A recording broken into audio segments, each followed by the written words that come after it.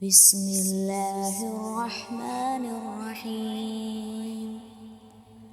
سبح اسم ربك الأعلى الذي خلق فسوى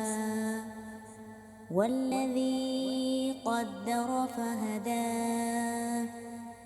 والذي أخرج المرعى فجعله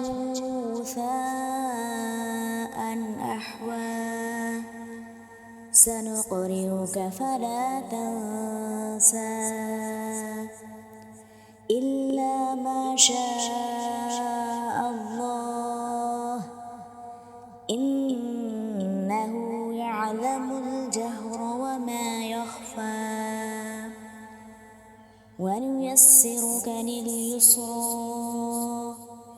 فذكر إن نفعت الذكرى سيذكر من يخشى ويتجنبها الأشقى الذي يصلى النار الكبرى ثم لا يموت فيها ولا يحيا قد أفلح من تزكى وذكر اسم ربه فصلى بل تؤثرون الحياة الدنيا والآخرة خير وأبقى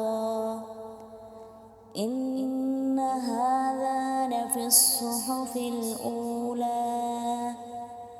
صحف إبراهيم وموسى.